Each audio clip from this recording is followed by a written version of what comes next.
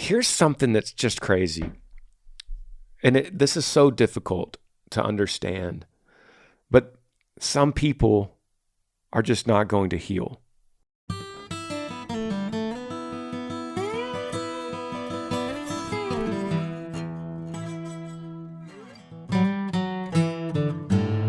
What's up, guys? Welcome to the podcast. Got my favorite guest. He's so much better than Chad and Parker and every other. Oh, they're so mad, dude. I'm just kidding.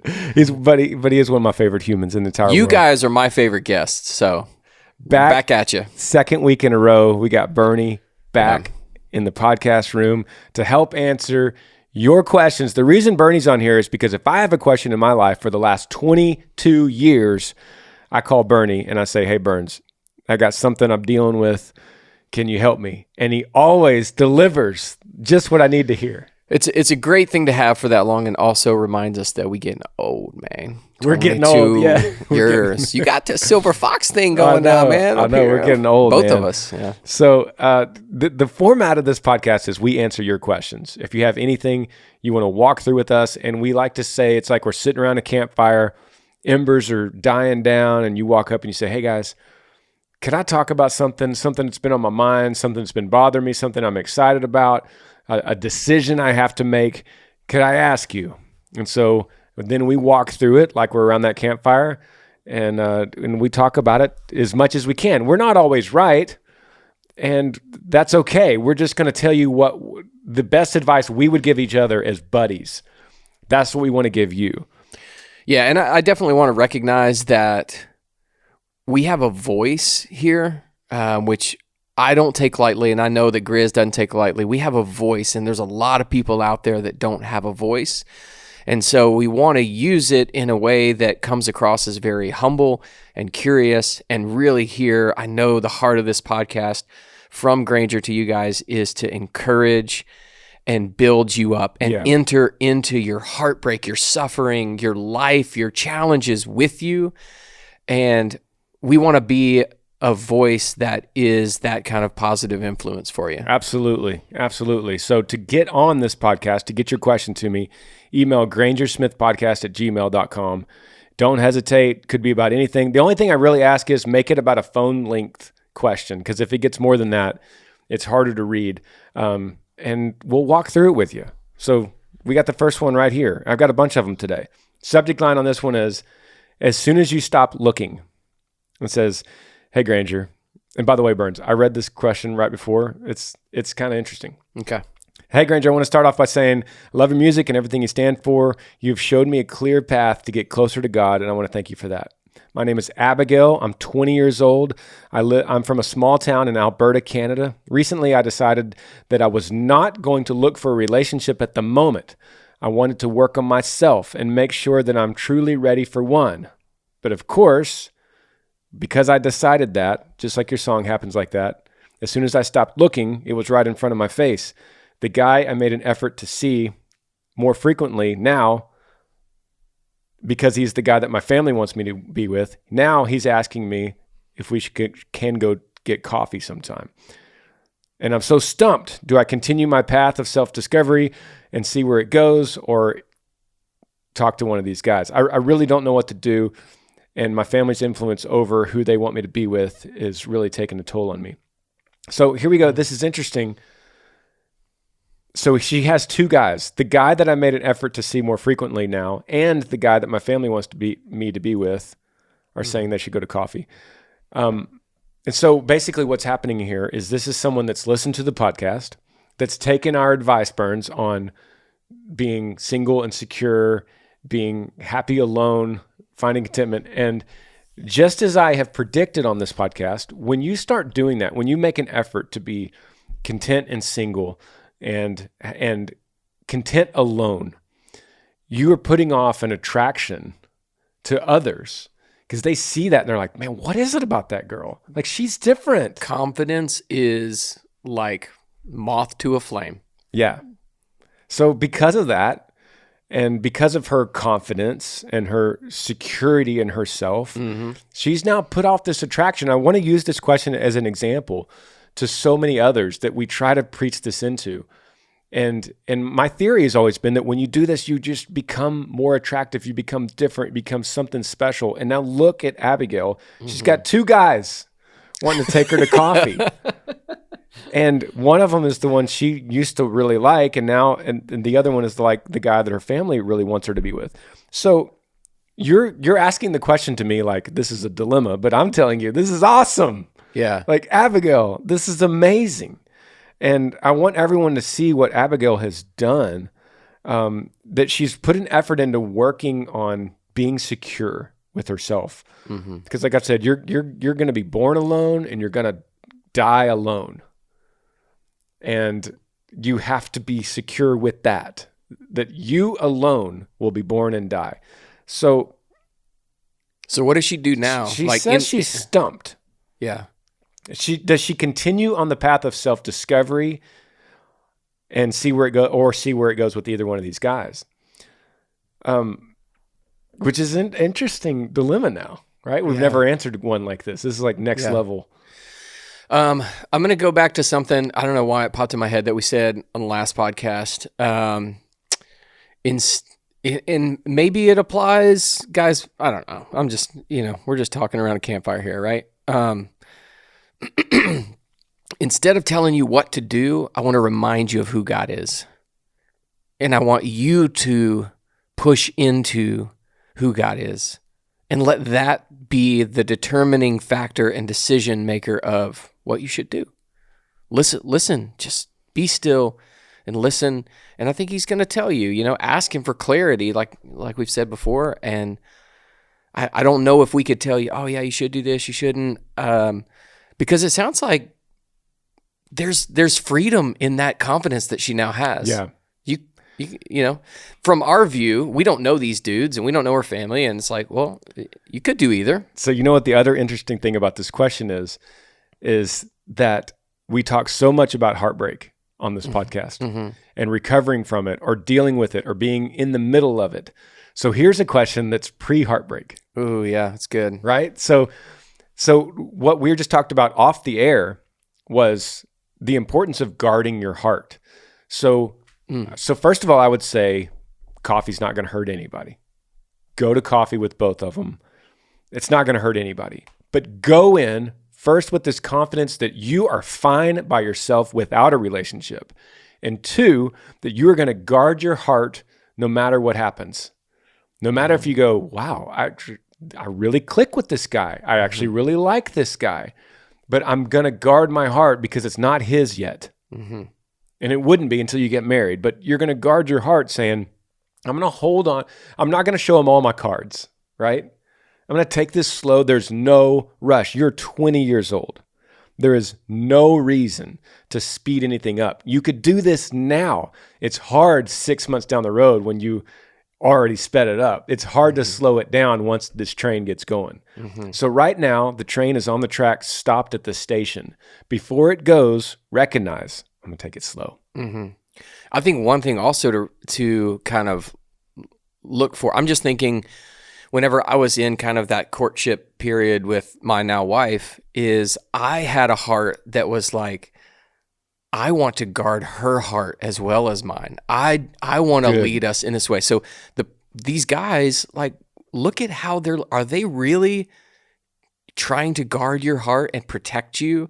Or are they like, hey, more selfishly, hey, I want to spend time with you, and I want to do this, instead of respecting you and really saying, no, let's take this slow. Let's get to know each other. Let's kind of take it the way that you're talking about. Yeah, that's great. I think the family component, if a family's telling you they don't like a guy, take it to heart.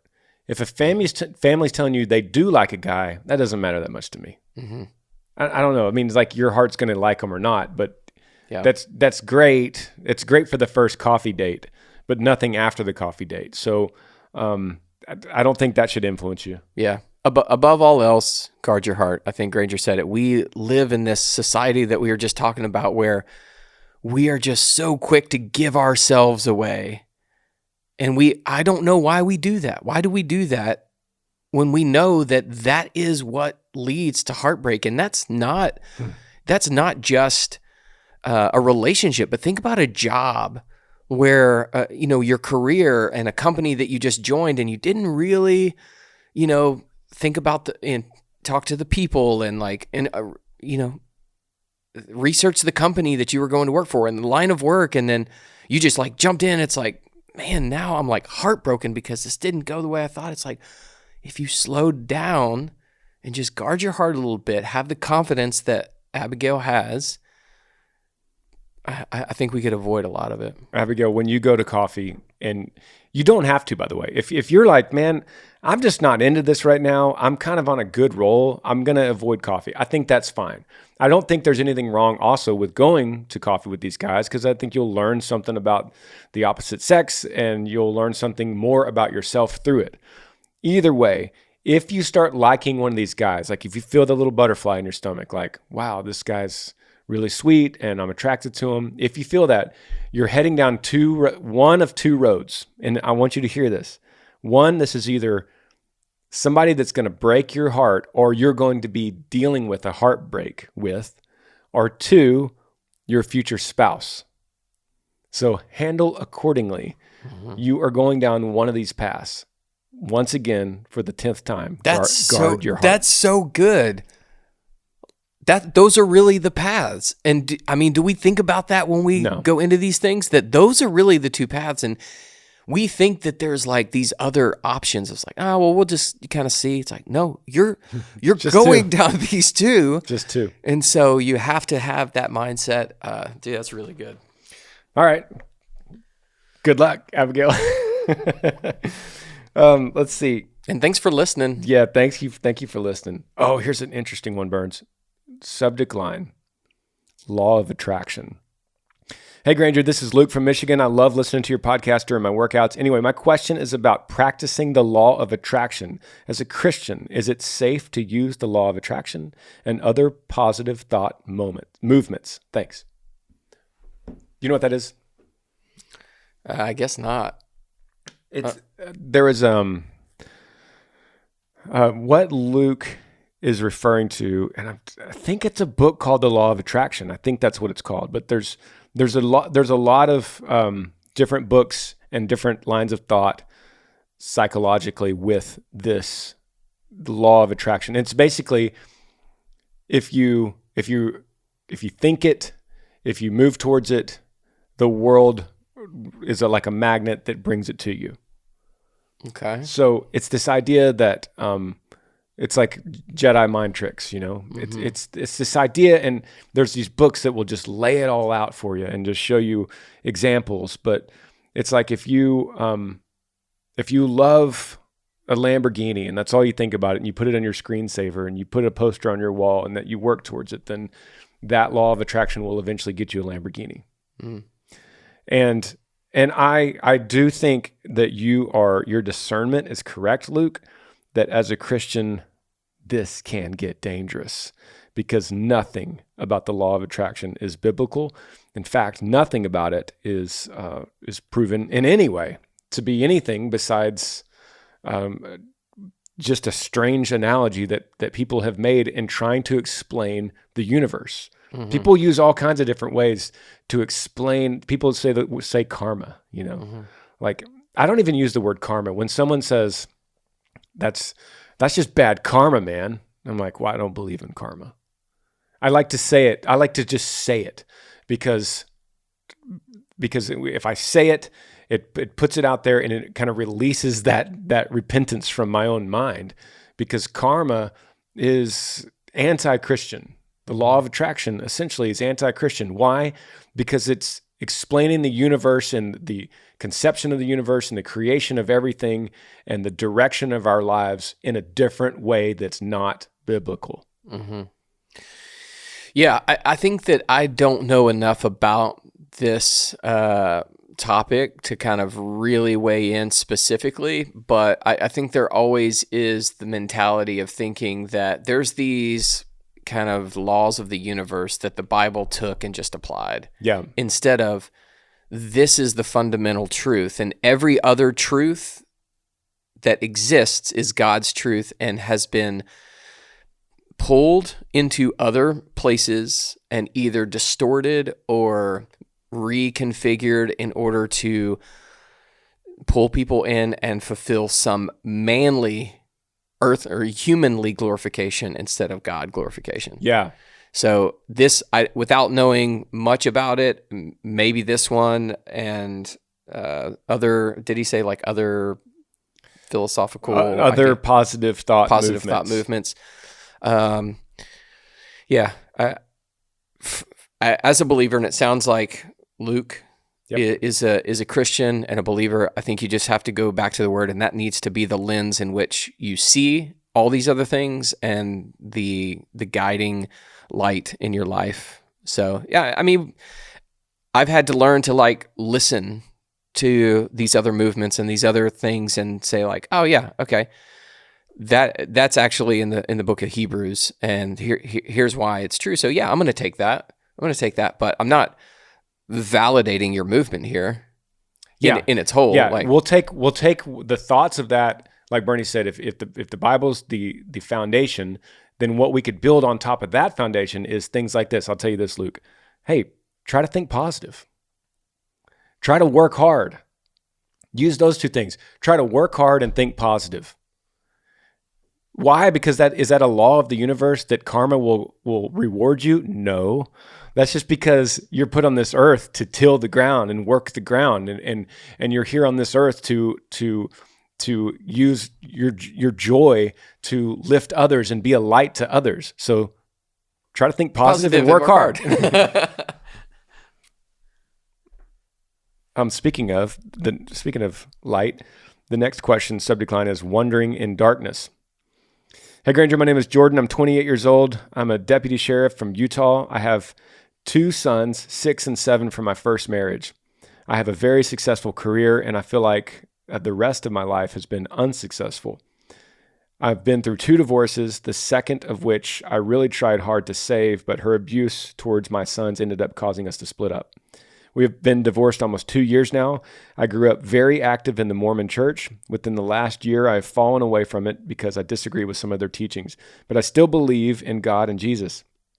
I feel like I'm constantly wandering around in the dark when it comes to religion and finding a woman to have a family with. Please give me advice on what I should do. Thanks, Jordan. Wow, there's a lot there. There's a lot. Shout out to Jordan. Thank you for emailing, buddy. 28.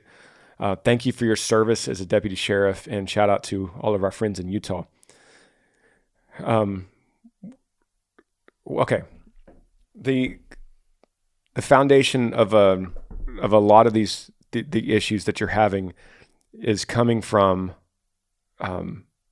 your lack of understanding of who God is and building a foundation upon that. So we could ping right off the last question.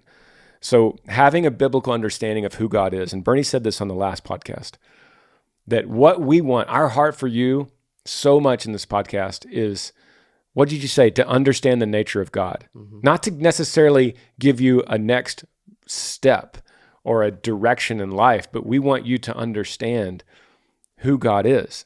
And we will both stand here right now and tell you that the way to understand him is by devoting your time in the scriptures daily, really daily.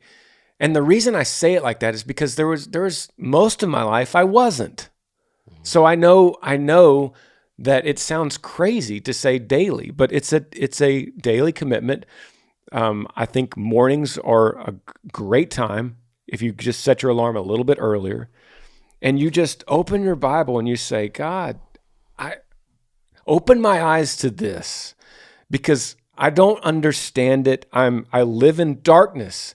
I don't want to live in darkness, which John would be a great place to start because John talks about light and darkness a lot in his book. But God, I want to understand you.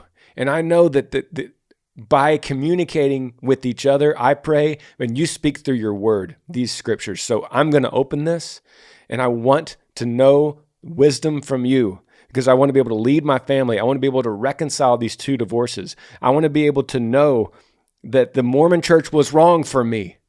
And I felt a discernment from you, and now I could see why, because here's the discrepancies right here in the scriptures. Ping all the new emails I'm about to get from the LDS church. Love you guys. Love you guys. This is my way to tell you this, Jordan, is by you opening that book and saying, I have questions. I want to know. I'm seeking. Draw me to you, God, so that I could understand. Yeah, I think that I can already feel a lot of people out there thinking to themselves like, Granger, well, I've tried that and it just doesn't do anything for me. Mm-hmm. That is fundamentally the problem. You're not hearing what he's saying.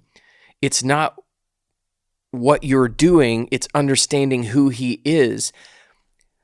You coming to the scripture is not okay, God, I'm going to come here and now you have to do your part. Right. It's understanding who he is, the creator of the universe, the creator of the eyeball, as Granger has, described on this podcast before. Like, do we understand like who he is and what he's done and that he's worthy of our lives? Our time that Granger's talking about going to the scripture changes dramatically when we understand who it is we're going to meet with. Remember the prince that analogy you did? Oh, yeah. Golly, that was so good. And I don't remember all of the picture that you were painting, but it was this image of, do we understand who is coming to our house? Yeah. Why would we ever just sit down and be like, okay, hey, no, you're actually not doing, so I'm gonna go in the back room and play some video games. And are you kidding me?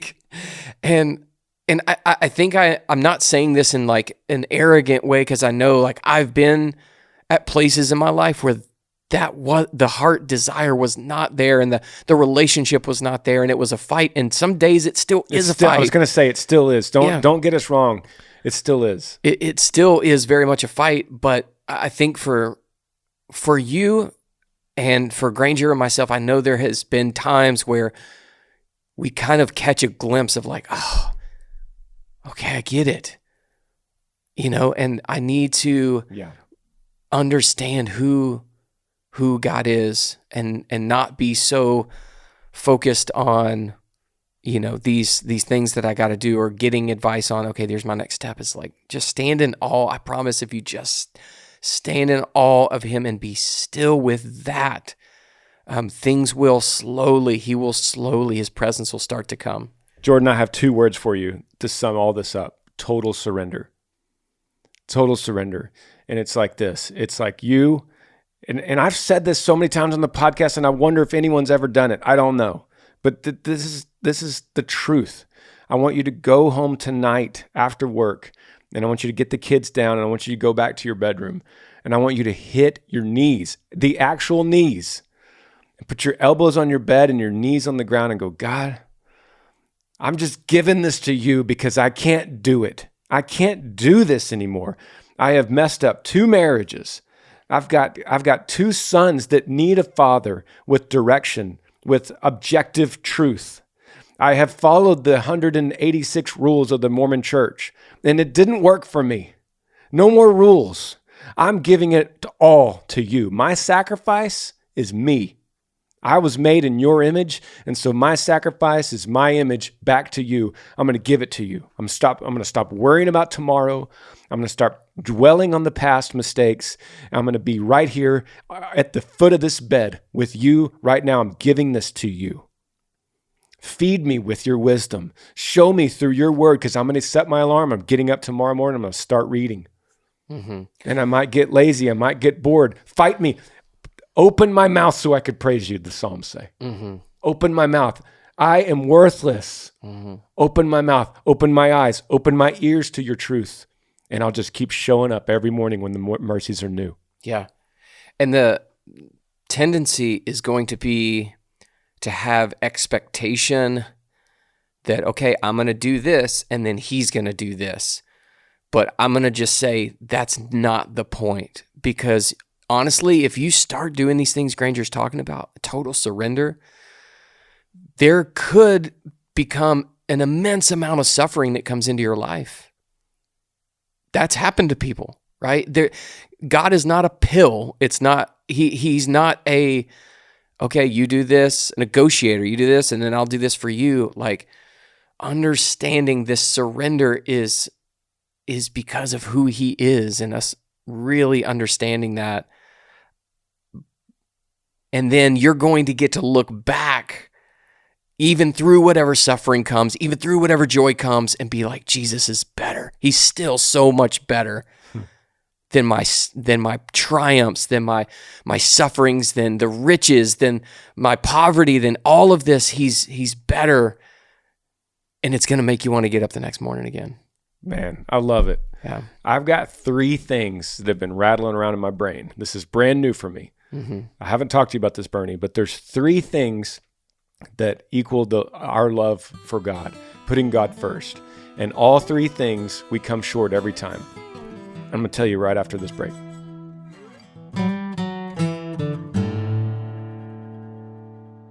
Podcast is brought to you all today by Coinbase.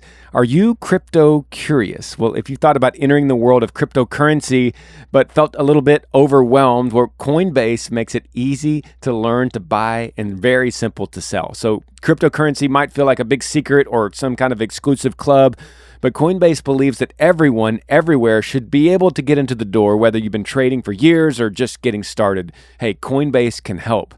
Much coin, such base. If you've been following the cryptocurrency craze, now's the time to get involved. Coinbase makes it super easy to start your own portfolio and learn to trade like a pro. Coinbase offers a trusted and easy-to-use platform to buy, sell, and spend.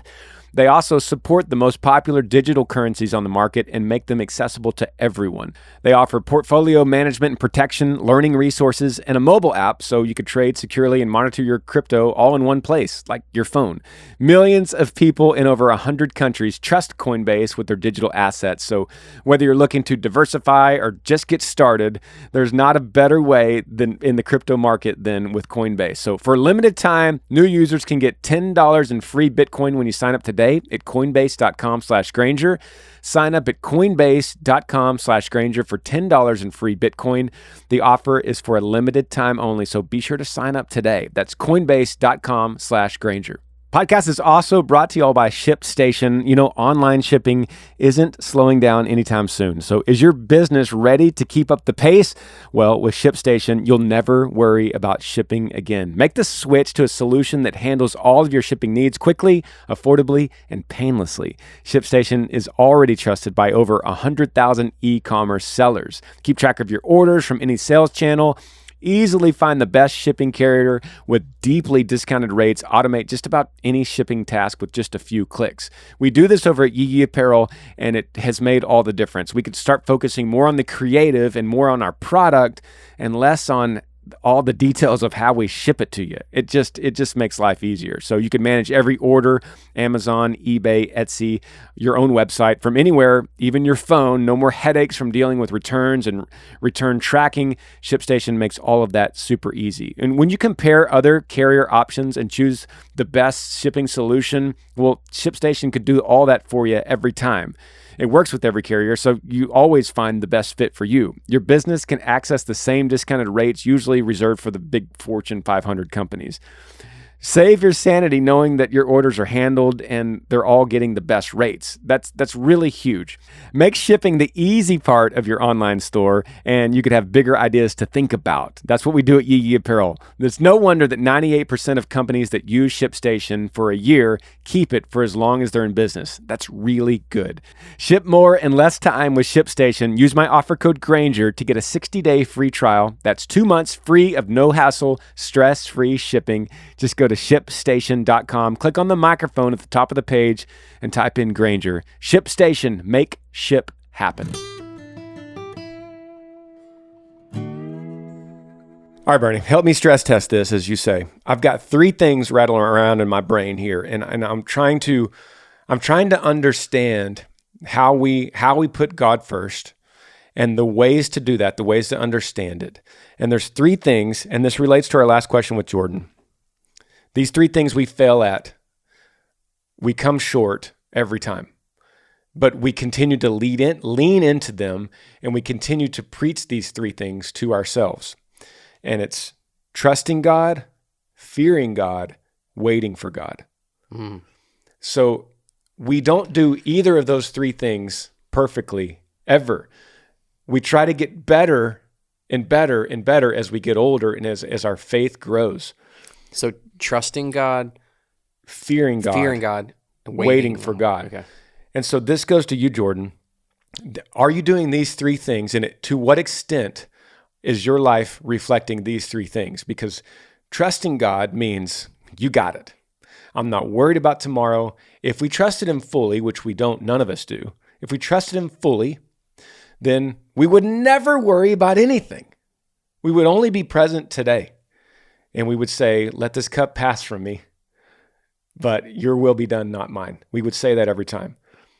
So the second is fearing God. Because if we truly feared God, we feared the wrath of God, then we would be way different in every decision we made in our entire life. It would reflect on, that would be, God would disapprove of me in this, right? And then the third is waiting for God. If we truly waited for God, we'd be so full of patience, we wouldn't have any problems. Because so many times we pray and then we see in the Psalms, wait for the Lord, wait for the Lord, wait for the Lord. That could be years of waiting. So those three things kind of answer all of our problems that we have. It's like, I'm mad at God. Are you waiting? I can't stop doing this. Are you fearing? I can't stop worrying. Are you trusting? And so here's my point. Those three things are things that we could work on in our prayer life by preaching it back to ourselves repetitively.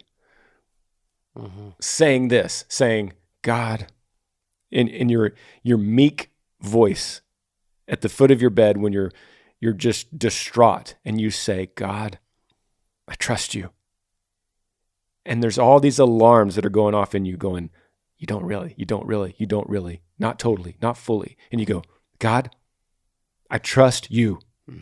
You preach it back to yourself to eliminate those voices. And then you go, God, I fear you. A righteous fear. I'm not talking about Halloween scary. I'm talking if you really understood the massive presence of our Creator and how small you are. I'm talking about that kind of fear. Yeah, and the wrath of God, some people are thinking fire and brimstone. No, the wrath of God being what Jesus experienced, which is complete separation. Yes. From God. That is... You know me, God. You know me. And I don't want to ever live in a world where you don't. Right. That kind of fear. Yeah. The one that can fulfill and restore and redeem and save. That God, I don't want to ever live in a world where I don't know you. That kind of fear is what I'm talking about. Yeah, and then the third is waiting. God, I will wait for you. And then all these voices go, well, I can't wait. I need it now. I want an answer now. I want to fix this now. I want to end the suffering now and end the pain now. I want my reward now. And you go, God, I will wait for you because your answer will always come at the time I need it. And I don't know when I need it. I'm too stupid to know when I need it. You see the full picture and I don't see the full picture. So I will wait on you. So we preach those three things to ourselves every night. Yeah. Every morning. No, man, that's so good. I'll end it with something that I've told Grizz in the past that has been very helpful for me is go find yourself some wilderness. Throughout the Bible, it talks about Jesus would, as often as he could, retreat to pray with his Father, to pray to his Father. And you see these people throughout the Bible, they would always kind of like go into the wilderness. They would retreat. So maybe the space that you're in, everything that Granger has just said, go into the woods by yourself, go for a walk, go get lost in nature, leave your phone, make sure everything's good at the house or whatever, but say, hey, I'm going to be disconnected, and then just go and then repeat these things that he has just said over and over, and then like wrestle with them. Wrestling with God is like, he loves that. He loves to answer and hear from you and like show you and reveal things to you. So, I would just suggest doing that as well. Love it, man. Love having you on here, Bernie. It's good to be here. Can we take a quick second and acknowledge that you're now a movie star? Like, have we talked about No, I'm dude, you're a movie star, man. Like, Hey, have you written the Oscar speech? At any point, they could call and say, we're scrapping the movie. It's no good. Really? Until it's out. I mean, like at any time, they'd be like, we changed our mind. It's no good. You suck. Dude, but that's pretty cool, man. Nobody has ever, just in case you guys were wondering, nobody's ever asked me to be a lead in a movie.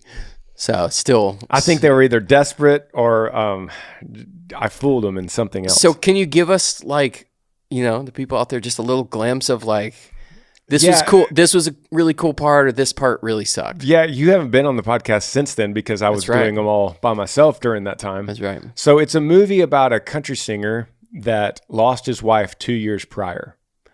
And then he has 3 kids, and he's desperately trying to find meaning and redemption and the restoration of joy in his life. He's an angry man. He is losing his grip on his children, and he's just trying to find this restoration. And he just misses his wife. And I read the script, and I was just like, man, I feel so sorry for this guy. Like, I really need to do this. Yeah. And it's just a good story. So, having never been on a movie set before, have you been in any other movies? No. You haven't told me about? No, okay. That's it. What was the one thing that you stepped on, to the set and you were like, okay, this is weird, or this is like, I didn't expect this? Well, the memorization was really tripping me up because the script was 134 scenes or something. I was in probably 90 of those. And I had to memorize them, so I would get my call sheet the night before, and I would have to see, like, we're all marked. All the actors had a number. So I was number 1. And so every time I see a 1, that means I'm in it. So I would be like, okay, scene 46, scene 83, scene 28, scene 105. We're doing all those today. So then I would go and like get my highlighter and highlight all my lines and memorize them. And then sometimes we'd get there and be like, hey, we're scrapping 86. We're going to do that tomorrow. Today we're going to do 82. And I'd be like, 82. I didn't memorize 82. So I'd pull out my script and I would start highlighting it. And because you have to memorize at a level that's more than just you could recite it. You have to be able to believe it. Yeah, and embody it. Yeah. And then you have to be able to react to the other people. So then I would have to kind of memorize their lines at least somewhat. So I know what they're about to say and when I'm going to start my next dialogue. Mm-hmm. So it made me so nervous every day. I would show up and I'd be like, oh, don't mess this up. Because it would take them so long to set up a scene. And then you're fighting the clock. So you don't want to be the one that's holding them up because you didn't memorize. How many people are like looking at you right now? Like 55. Oh, man. Did you ever have, those, it's always fun to see like the outtakes of the movie. Did y'all have any of those where everybody's just laughing? And there was a couple times, there was a couple moments where we were just like, it was really funny. And hopefully we'll get those outtakes. I feel like if me and you ever did a movie, it would be mostly outtakes. And we would just be laughing at each other. It's like, what? That's right. Well, no one came to listen to me. So let's hear their questions. All right, go for it. All right. Subject line. I hate being left on. I don't really know what that means, but it says, hey, Granger, my name is Isaac. I'm 16. I live in Kansas City, Kansas. Recently, my life has changed a lot. From no girls to hanging out with girls often, I feel very immature in the sense that my mind always wants to like a girl. I've never been in a serious relationship, but I feel like I'm always going from one girl to the next and end up feeling empty. I have a good relationship with God and pray a lot. That's a lowercase g. But I want lowercase g God to make me feel like I don't need any girls in my life. Any advice? Love the podcast. How old was he? 16. 16. So does it say his name? Oh, it doesn't. So anonymous. Man, the first thing I'm going to say to you, bro, is that your attraction to girls is because you're a boy. And it's natural. Like that's the way you were created. You were created to have attraction to a girl so that one day you could find one to marry and then make babies. Like that's the most elemental animal nature about you. So you're wanting God to take away something that's like saying, God, take away my sense of hunger because all I want to do is eat. So take away my hunger. Well, that's not, I mean, what do you want to do? You go to a construction site and say, take away my hearing because this is too loud. No, you don't take away that desire. You're not going, that's natural. You can leave the construction site. You need a healthy relationship with food and a healthy relationship with noise and a healthy relationship with your attraction. That's what I was getting at. Yes, exactly. So how does he do that? Well, you're 16, so I think you're right in not, okay, first of all, you're right in the fact that you went from not hanging out to girls to now often. That's what happens about between 13 and 16. Mm-hmm. You're like, one day you don't care, and then one day you wake up and you're like, I care about all of them. So in this environment, in the 16, 17, 18, 15, in this world, my advice to you would be to hang out with girls often in groups. Try to avoid the single alone times with the girls, but maintain a healthy environment of there's 3 girls and 4 guys and we're going to the movies, or we're going to the lake to go fishing and there's 5 girls and 6 guys and whatever.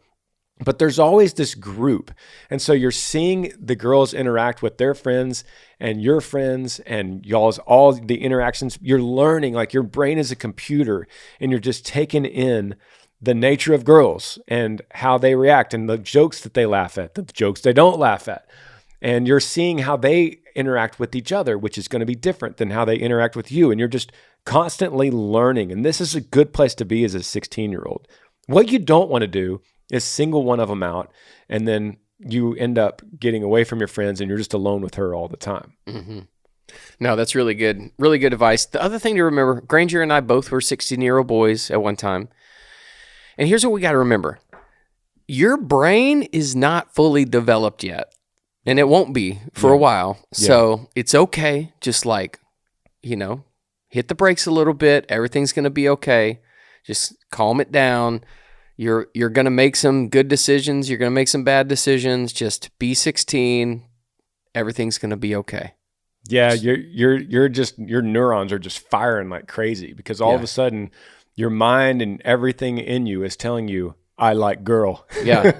Girl, good for me. Yeah, and you're trying to figure this out and like, what'd I do? But it's like, okay, just take it easy. Have some grace for yourself. You say that you have a relationship with God and you're praying. Those are great things. Push into those things. And hopefully your brain, whenever it does actually, your frontal lobes connect, then maybe we'll have some hope. Yeah, the only slight little thing to say here is too, when you're saying, I want God to make me feel like I don't need girls in my life. Once again, please recognize, not a knock on you, brother, but recognize how silly that thought is. I want God to make me feel like I don't need a girl in my life. Well, God made Adam and Eve, like God's going to give you a woman and that woman's to you. Yeah. And this is just natural, man. So you're just in this in-between neurons firing time. And maybe what he's trying to say is, God, give me a healthy relationship with my attraction. Give me what did he say again? Like, God, help me. God, make me feel like I don't need girls in my life. Okay, yeah. So give me security in you. Yeah. Maybe that's the better question to the better prayer is like, God, give me a good relationship with the opposite sex and make me secure in who you've made me alone. Yeah. And you're right. You don't need girls in your life. So there you go. Good, okay. Man. And I think, the last thing is totally good question, totally natural. Bernie and I both been there. Nothing wrong with the question. Nothing wrong with you. Everything is firing on all perfect cylinders. Yeah. This one, subject line, in need of some guidance. Hey, Granger, my name is John. I want to ask for guidance from a friend of mine. We've grown up together and gone to church together for the past 15 years. She is best friends with my girlfriend. My girlfriend and I have been dating for 4 months, and she has expressed displeasure in the fact that we are dating and blames issues in our friendship because of it. She's also been making very questionable decisions in college. We're concerned about her well-being and her faith. My girlfriend has tried to talk to her about this, and she immediately gets defensive and gets mad that she disagrees and is calling her out. At the moment, I'm angry with her, and I don't want to be destructive, so I avoid the conversation. I want to get your take on this as how, as Christians, we should approach the situation. Should we continue trying to pursue this relationship or distance ourselves from her because they're still because they are still within reason? Thanks for taking time to answer. Love the podcast. So John, okay, there's some problems here, John, and it's a great question. And let me just kind of tap on this a little bit and then let Bernie dig.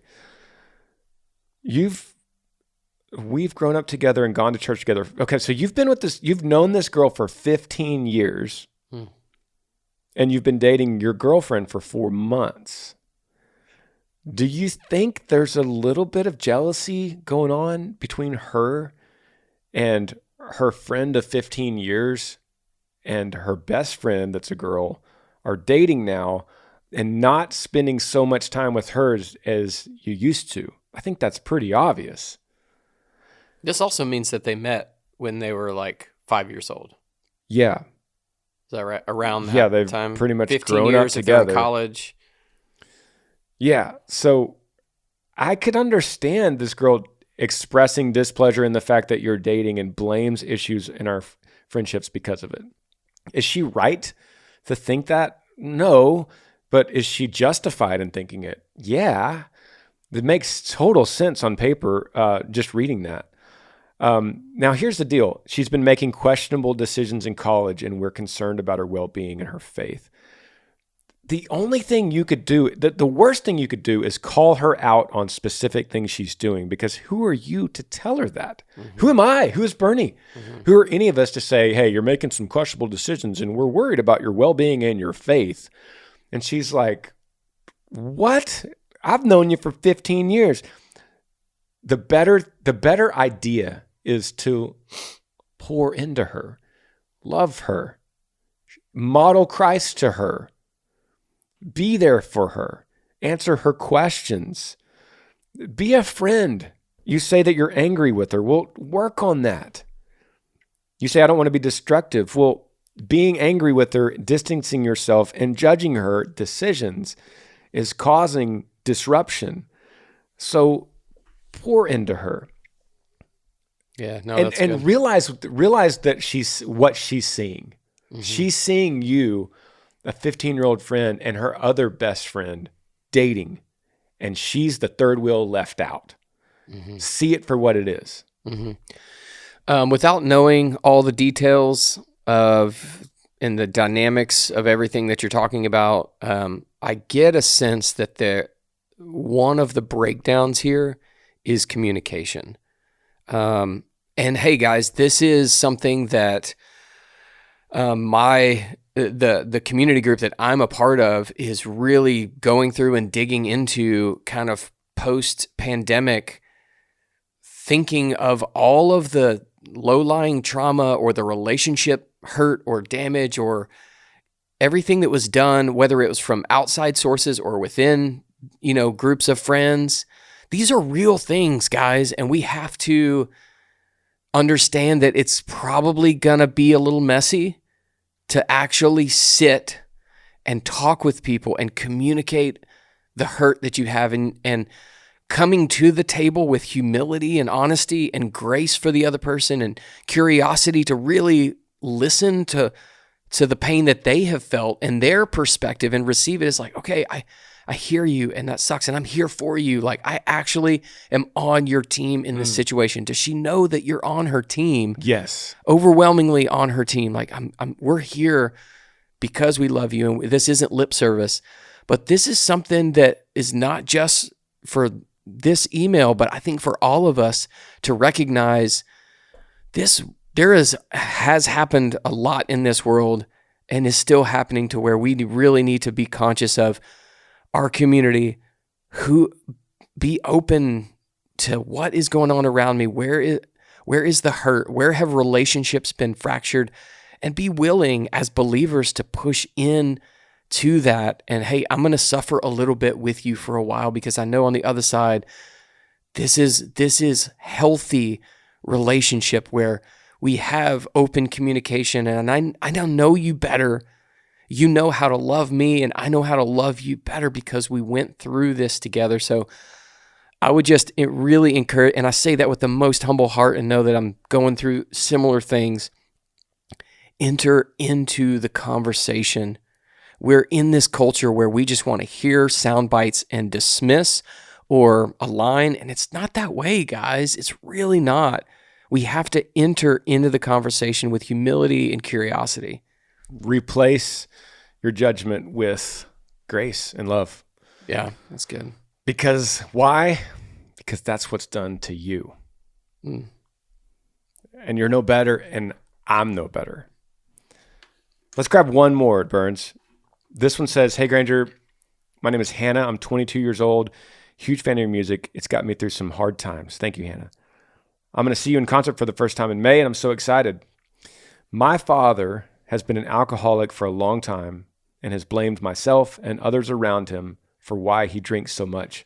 My family and I have tried so many things to try and help him, but it never seems to work.